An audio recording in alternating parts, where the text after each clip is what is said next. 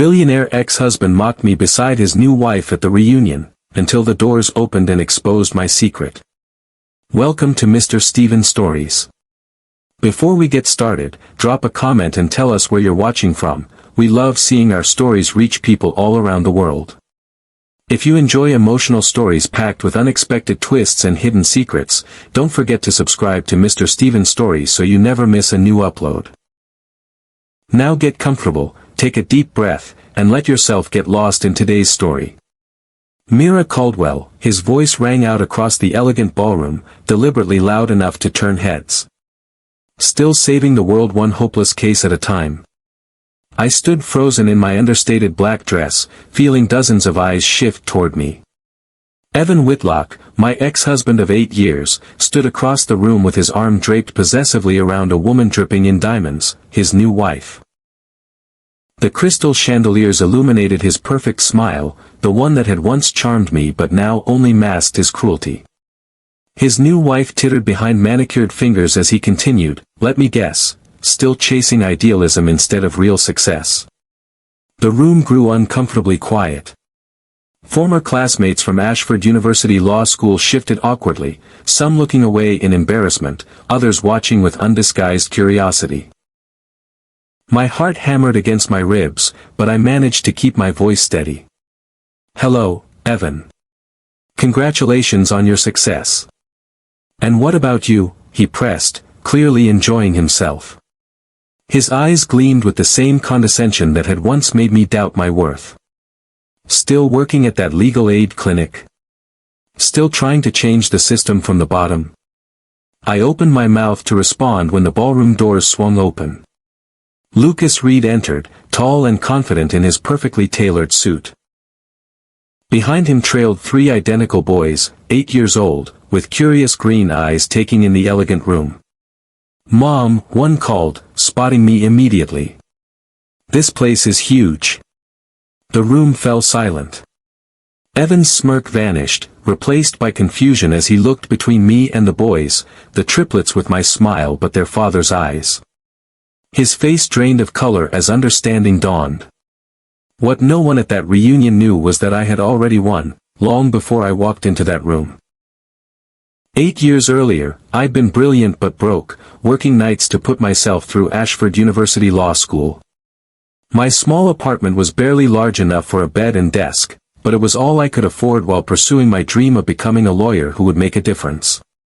The evening I first met Evan Whitlock remains vivid in my memory. The library was closing, and I was desperately trying to finish research for a brief due the next morning.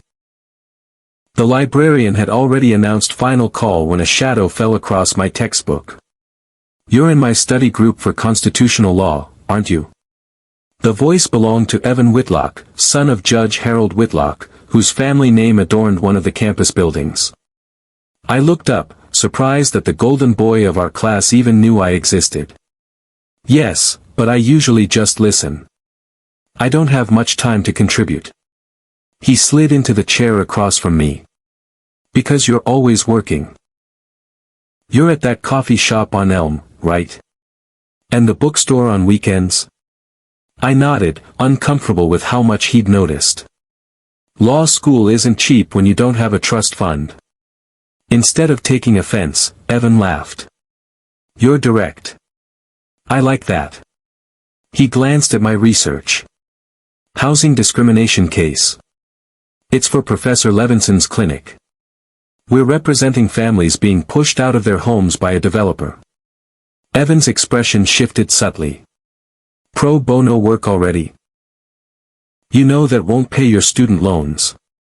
It's about justice, not money." He smiled as if I'd said something charmingly naive.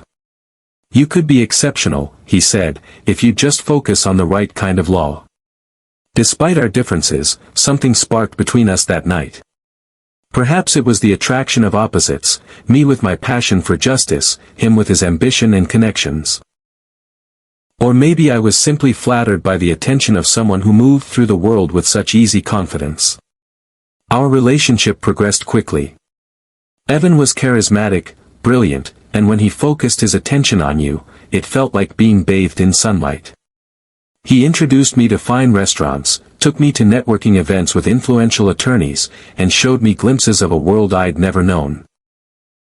"You belong in these circles," he told me one night after a dinner with his parents at their Beacon Hill home. "You're smarter than half the legacy admissions coasting through on their family names. Including yourself." I teased. He kissed me instead of answering. "We could be an incredible team, Mira." I believed him.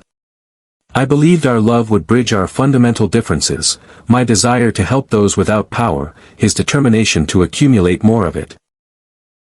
We married in a small ceremony during our final year of law school. My mother, a public school teacher who had raised me alone, watched with a mixture of pride and concern. "Are you sure about this?" she asked quietly at the reception. "You two want such different things from life." "We'll compromise," I assured her, though I couldn't articulate exactly what those compromises would look like. After graduation, the differences Evan and I had brushed aside during our courtship became impossible to ignore. I joined a legal aid clinic helping low-income tenants fight evictions, while Evan took a prestigious position at Blackwell and Hayes, a corporate law firm known for defending wealthy clients and corporations. "It's temporary," I told myself. "We're both establishing our careers. We'll find common ground." But the gap between us only widened. Evan worked 80-hour weeks, climbing the corporate ladder with relentless determination. When he was home, he increasingly questioned my career choices. "You graduated top of our class," he'd say, examining our modest apartment with distaste. "You could be making six figures instead of working in that depressing clinic." "I'm helping people who really need it," I'd counter. "That matters more than money." "Noble sentiments don't pay mortgages," he'd reply. "Or build the kind of life we should have." The breaking point came at a networking dinner with Evan's colleagues. I'd rushed from court to meet him, barely having time to change from my practical suit into a dress he'd bought me. The evening had been a parade of self-congratulatory stories about corporate victories and vacation homes, but I'd smiled and played the supportive wife. Then Martin Granger, a senior partner, asked about my work. "I'm representing a group of elderly tenants being forced out of their homes," I explained. "The landlord is violating rent control laws, but these people can't afford legal representation." "How charitable," Martin replied with thinly veiled condescension. "It's not charity," I said firmly. "It's justice. These people have rights, regardless of their income." An uncomfortable silence fell over the table, broken when Evan laughed too loudly. "My wife has always had a soft heart," he said, patting my hand in a way that made me feel like a child. "She's going through a phase with this public interest stuff." "It's not a phase," I said quietly. Evan's grip on my hand tightened. "Mira has incredible potential. She just needs to focus it properly." The conversation moved on, but something had broken between us. In the car afterward, my anger spilled over. "How could you dismiss my work like that? In front of everyone?" "I was saving you from embarrassing yourself," he snapped. "And me. Embarrassing? Because I care about more than billable hours. Because you're throwing away your potential on people who will never appreciate it." His voice rose. "Do you think any of those clients you're helping would do the same for you? They wouldn't even remember your name." "That's not why I do it." "Then why?" "To prove some point about being morally superior. While I'm working to build us a real future, you're playing poverty lawyer like it's a college volunteer project." The words hung between us, revealing the truth I'd been avoiding. Evan wasn't just questioning my career choices, he was questioning my values, the core of who I was. The divorce was swift and brutal. Evan hired a cutthroat attorney while I represented myself, too proud and stubborn to find another lawyer.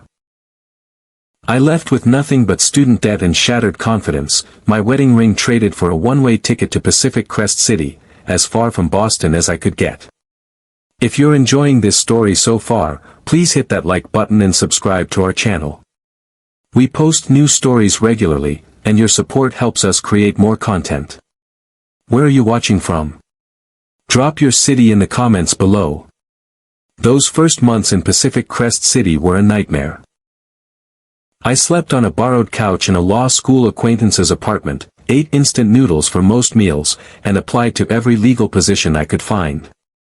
My prestigious degree meant nothing without Evan's connections, and my experience at a legal aid clinic was dismissed as not real law by firm after firm. I finally landed a position at a community legal center, helping immigrants navigate the asylum process. The pay was barely enough to afford a studio apartment with peeling paint and unreliable heat, but at least I was practicing law again. Then came the Dominguez case. Maria Dominguez and her 2 children were facing deportation despite clear evidence they would be in danger if returned to their home country. I worked tirelessly on their case, convinced that the facts and the law were on our side. The morning of the hearing, I arrived at court confident and prepared. But the system had other plans. The judge, clearly irritated by his crowded docket, barely glanced at my carefully prepared brief. He denied the asylum claim in less than 15 minutes. I watched helplessly as Maria was led away, her children clinging to her, terror in their eyes. Outside the courthouse, rain poured down as if the sky itself were weeping for their fate. I made it to my car before breaking down. Sobs racked my body as I pounded the steering wheel in frustration. Evan's words echoed in my mind, "You're throwing away your potential on people who will never appreciate it." For the first time, I wondered if he'd been right. Not about the worth of the people I was trying to help, but about my approach. I was fighting battles without the weapons needed to win them. I had principles but no power to enforce them. That night, sitting in my dreary apartment with rain lashing the windows, I made a decision that would change everything. If the system only respects power, I'll master power, then use it to do good. The next morning, I applied to Harrington and Wolff, the most cutthroat corporate firm in Pacific Crest City.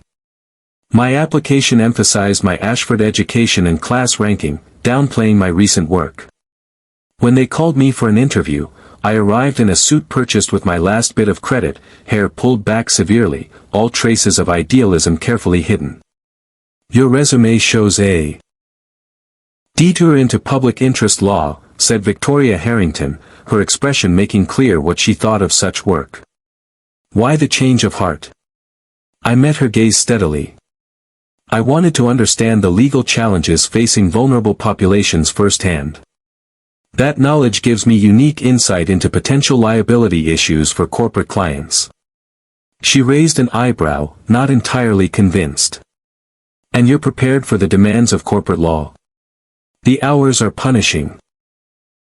"I'm not afraid of hard work," I replied. "I'm here to succeed." 2 days later, they offered me a position.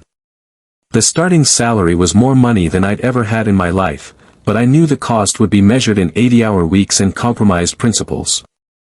I accepted anyway. At Harrington and Wolff, I transformed myself. I was the first to arrive each morning and the last to leave each night. I volunteered for the most demanding cases, mastered corporate tax law and merger regulations, and built a reputation for finding creative solutions to seemingly impossible legal problems. Victoria Harrington became my reluctant mentor, impressed despite herself by my determination. "You're not what I expected," she admitted 6 months in. "What did you expect?" "Someone softer. Someone who would break under pressure." I smiled thinly. I broke once already. I put myself back together stronger. Within a year, I achieved what few associates managed in 3, I was promoted to junior partner. The day Victoria informed me, she slid a contract across her desk. "Standard partnership agreement. Sign by tomorrow." I scanned the document, then set it down. "I'll need a modification." Victoria's expression hardened. "This isn't negotiable, Caldwell." "Then neither is my acceptance. I want 10% of my billable hours allocated to pro bono work of my choosing." "Absolutely not. The firm talks about community responsibility in every press release. I'm just asking to put that into practice." Victoria studied me for a long moment. 5%. And the cases must be approved by the pro bono committee. 8%. And I chair the committee. A smile flickered across her face. You've learned a lot in a year. She extended her hand. 7%, and you can present your cases directly to me. We shook hands, and I felt a rush of satisfaction. I hadn't abandoned my principles after all, I just found a more effective way to implement them. It was through one of these pro bono cases that I met Lucas Reed. His technology company, Reed Systems, was being sued by a corporate giant for patent infringement, a classic David versus Goliath situation. I was representing the corporate side. Our first meeting was tense. Lucas arrived at the deposition with his small legal team, clearly prepared for battle. Let's get this over with, he said coldly. We both know your client's claims are baseless. Then you have nothing to worry about, I replied, equally cool. For 4 hours, I questioned him about his company's technology development process. He was articulate, precise, and refused to be rattled. When we took a break, I found him alone in the conference room, studying my case notes from a previous pro bono case I'd accidentally left visible. Housing discrimination, he asked, genuinely curious. It's not relevant to your case.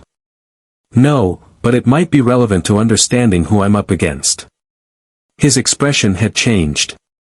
You represent tenants' rights cases and corporate giants going after small innovators. The firm handles various clients. But you personally handle both? I hesitated, then decided on honesty. The corporate work funds the pro bono cases. He studied me with new interest.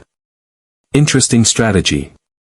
After the deposition concluded, Lucas approached me as I packed up my materials. Your client is going to lose, he said matter-of-factly. That remains to be seen.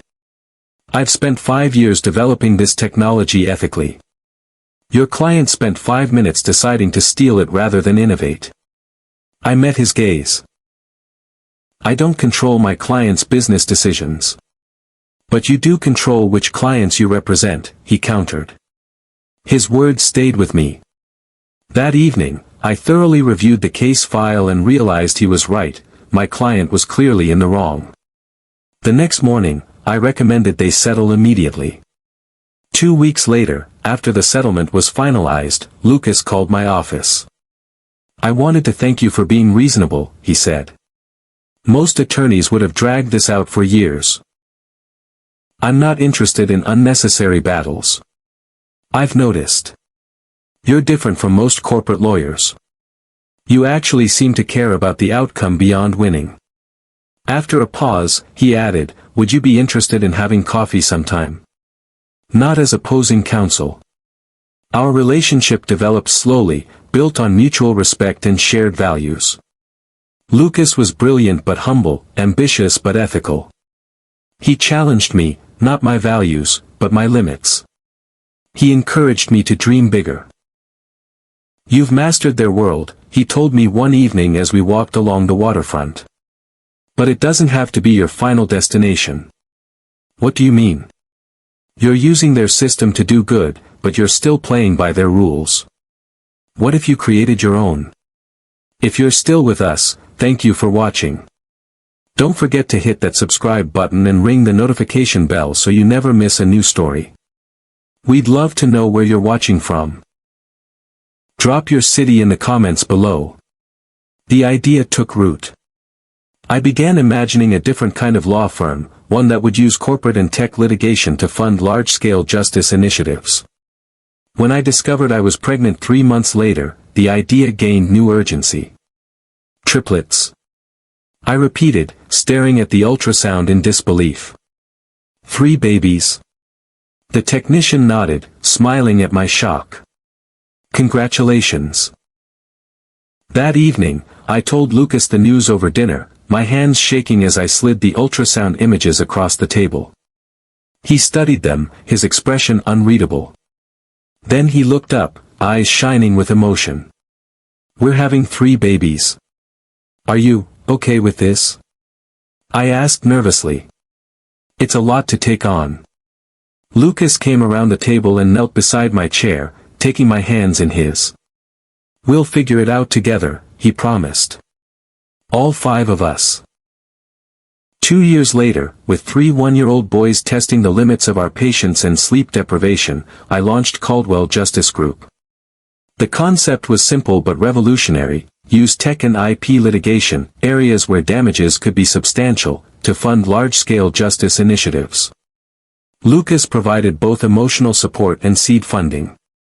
"I believe in you," he said simply. "And I believe in what you're building."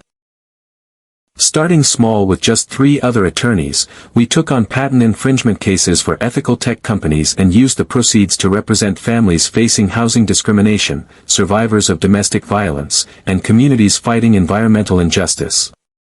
Within 5 years, Caldwell Justice Group had grown to over 70 employees with offices in 3 cities. We'd won landmark cases against corporate giants and recovered millions for clients who never could have afforded traditional legal representation. And now, 8 years after leaving Boston in disgrace, I stood in the Ashford University reunion ballroom, face to face with the man who had once made me doubt my worth. As Lucas approached with our sons, Theo, Miles, and Noah, conversation in the ballroom gradually resumed, though most eyes remained fixed on our family tableau.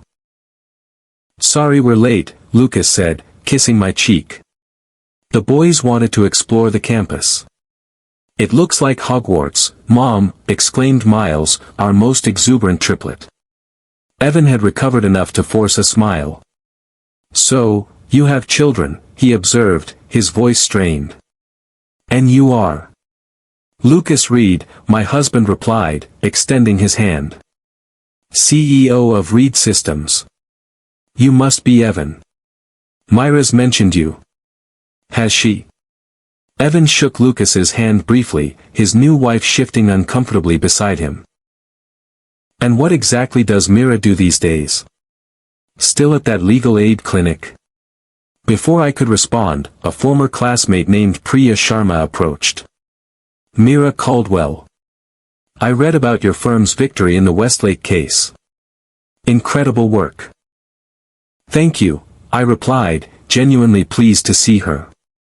Priya had been one of the few classmates who'd shared my interest in public interest law. "So, what do you do now, Mira?" asked another former classmate, drawn by Priya's enthusiasm. Calmly, I answered, "I'm the founder of Caldwell Justice Group. We specialize in tech litigation, but we also represent families facing housing discrimination, survivors of domestic violence, and communities fighting environmental injustice." 3 offices now, right?" Priya added. "I heard you're expanding to Chicago next year." I nodded, conscious of Evan's increasingly rigid posture. "And you must be the tech genius behind Reed Systems," Priya continued, turning to Lucas. "Your ethical AI development is revolutionizing the field." As Lucas engaged in conversation, our sons grew restless. "Mom, can we get some food?" Theo, our most thoughtful triplet, asked quietly. "Of course, sweetheart." I placed my hand on his shoulder. "Let's find you boys something to eat." As we moved toward the buffet, Evan stepped into our path. "Mira, could we speak privately for a moment?" Lucas caught my eye, silently asking if I wanted his support. I shook my head slightly, and he nodded, guiding the boys toward the food. I followed Evan to a quiet corner of the ballroom. His new wife had disappeared, perhaps sensing the tension. "You've done well for yourself," Evan said, his tone carefully neutral. "The triplets. They're mine, aren't they?" I looked at him in disbelief. "No, Evan. They're Lucas's children, biologically and in every way that matters." "But the timing." "We've been married for 6 years, I interrupted. "Do the math." He fell silent, calculating. "I just thought, when I saw them." "You thought what?" "That I'd been hiding your children from you." I shook my head. "Not everything is about you, Evan. He glanced across the room at Lucas, who was helping the boys fill their plates. He seems adequate. I couldn't help but laugh. He's extraordinary, actually. And he's never once asked me to be less than who I am. Evan's face tightened. I never asked that either. You did, though. Every day. You wanted me to value what you valued, to measure success by your metrics. When I wouldn't, you made me feel worthless. That's not fair, Mira. I just wanted. It doesn't matter anymore, I said quietly. I needed to find my own way, and I did. Something like regret flashed in his eyes. I heard about your firm. The Westlake case was impressive. It was the closest thing to a compliment he could manage. Thank you. An awkward silence stretched between us. And you? I finally asked. Are you happy, Evan? He straightened his designer tie. Of course. Senior partner at Blackwell and Hayes. Summer house in the Hamptons. Married to Vanessa, her father's on the board of several Fortune 500 companies. But there was something hollow in his recitation, and I noticed the tight lines around his mouth, the slight shadows under his eyes. His success seemed to cost him something essential. I'm glad, I said simply, and was surprised to realize I meant it. I didn't want him to suffer, I just didn't want his approval anymore. As we rejoined the party, I watched my sons charming a group of my former classmates with their identical grins and different personalities. Lucas caught my eye across the room and smiled, a private, warm connection that made my heart swell. Later that night, I heard through the reunion grapevine that Evan's marriage was already strained, his career plateauing despite his prestigious title. Apparently, his aggressive tactics had made him enemies within his own firm. I felt no satisfaction in his struggles. Instead, I found myself thinking about the expansion of our justice initiatives, the young lawyers we were mentoring, and our son's upcoming school science fair. If you're still watching, thank you for staying with us until this point. Your support means everything. Don't forget to like, comment, and subscribe if you haven't already. We'd love to know where you're watching from, so drop your city in the comments below. As the reunion drew to a close, Lucas and I gathered our tired boys. Noah was already half asleep against Lucas's shoulder, while Theo and Miles struggled to keep their eyes open. Ready to head back to the hotel? Lucas asked quietly. I nodded, taking one last look around the ballroom. Many of these people had witnessed my humiliation 8 years ago, when Evan's rejection had seemed like the end of my world. Now, that pain felt like a distant memory, a necessary step in the journey that had led me here. We said our goodbyes and stepped out into the cool New England night. As Lucas helped the boys into our rental car, Professor Eleanor Winters, my favorite law school mentor, approached. Mira, she said warmly, I've been following your career with great interest. Thank you, Professor. That means a lot to me. She glanced at my family, then back to me. When you were in my class, I knew you had potential. But what you've built, it's beyond what even I imagined for you. I had to take a detour first, I admitted. She nodded knowingly. Sometimes the longest route is the only way to reach the right destination. She squeezed my hand. Your parents would have been so proud. Tears pricked my eyes. Both my parents were gone now, my father before I was born, my mother just after I'd opened our second office. She had lived just long enough to see me find my path. Thank you, I whispered. Back in our hotel suite, Lucas and I tucked the boys into bed. They shared a room with 2 queen beds, Theo and Miles in one, Noah sprawled across the other. Mom, Theo asked sleepily as I kissed his forehead, was that man at the party really your husband before Dad? I sat on the edge of the bed. Yes, he was. He didn't seem very nice, Miles observed, always direct. People are complicated, I said carefully. Sometimes they're not right for each other, even if they thought they were at first. I'm glad you married Dad instead, Theo said, yawning. Me too, sweetheart. More than you know. After the boys were asleep, Lucas and I sat on the balcony of our room, sharing a bottle of wine as we looked out over the city lights. You handled that remarkably well, Lucas said, taking my hand. Seeing Evan again. It was strange, I admitted. For years after the divorce, I imagined confronting him, showing him he was wrong about me. But standing there tonight, I realized I didn't need his recognition anymore.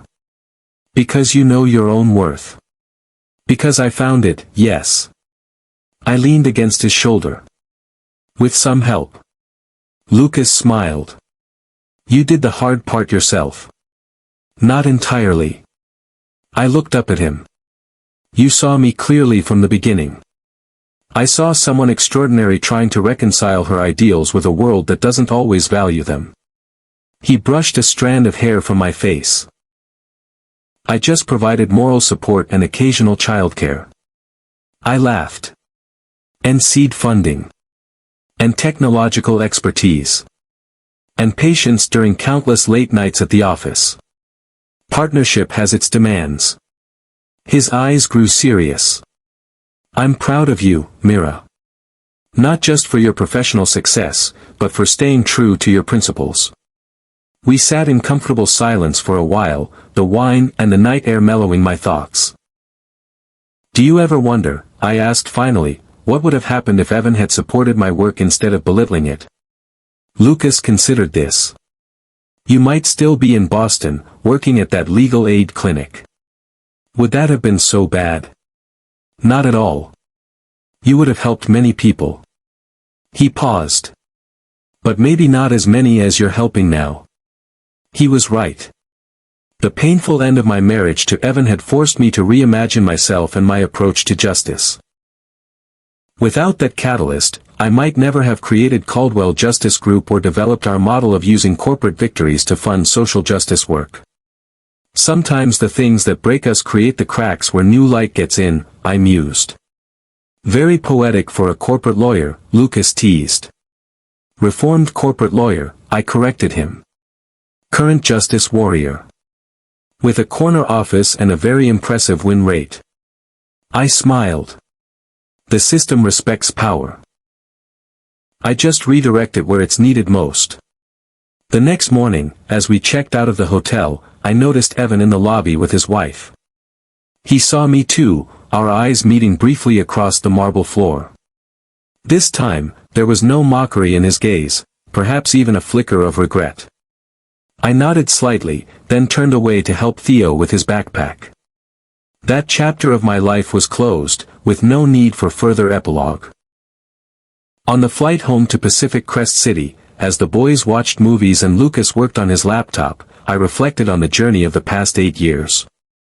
From the broken woman sleeping on a borrowed couch to the founder of a thriving law practice that was actually making a difference, the transformation felt almost mythical. But it hadn't been magic. It had been determination, strategic thinking, and the courage to reimagine success on my own terms. I'd learned to use the very systems I once criticized to create meaningful change from within. Back home, life quickly returned to its busy rhythm. The week after the reunion, we celebrated a major victory in a class action suit against a pharmaceutical company that had knowingly released a dangerous drug in low-income neighborhoods. The settlement would fund medical monitoring for thousands of affected residents for decades to come. As I addressed our firm at the victory celebration, I looked around at the diverse team we'd assembled, brilliant attorneys who could have commanded higher salaries at traditional firms but chose purpose over profit. Today's win reminds us why we do this work, I told them. Not for headlines or bonuses, but for the families who will sleep better tonight knowing their medical needs will be met. This is what success looks like at Caldwell Justice Group.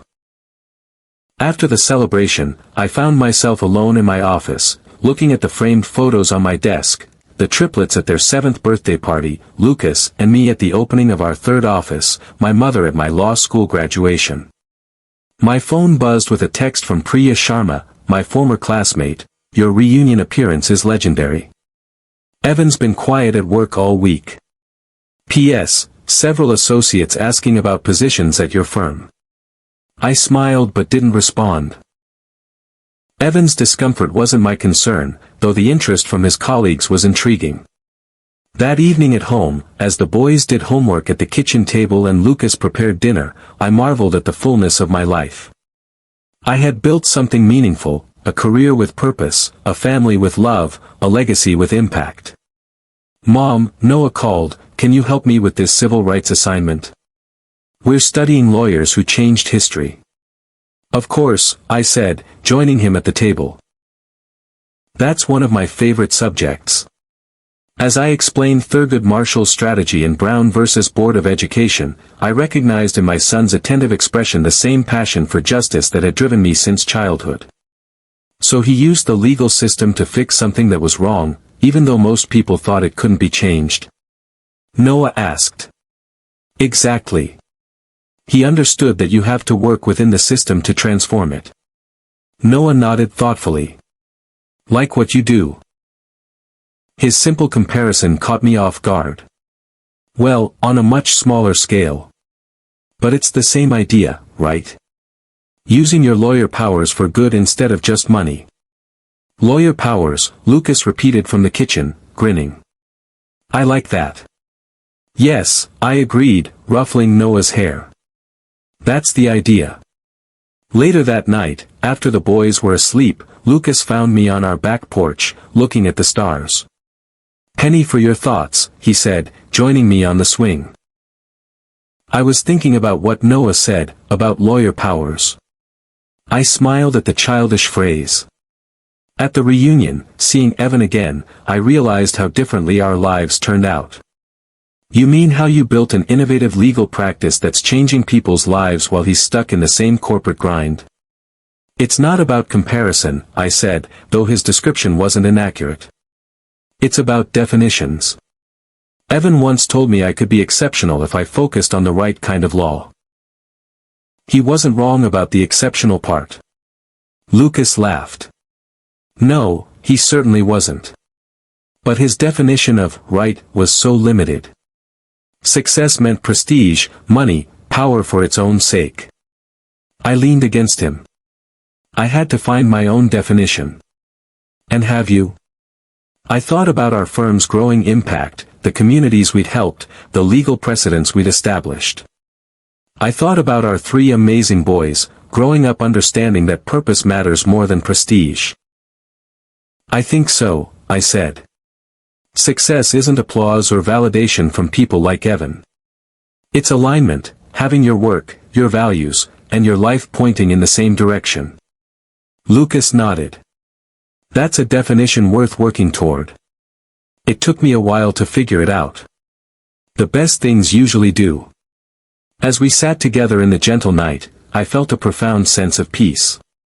The journey hadn't been straight or simple, but it had led me exactly where I needed to be. Evan had once been right about one thing: I could be exceptional. But not by his definition. By my own. Thank you for watching until the end of this story. If you enjoyed it, please hit that like button and subscribe for more compelling stories.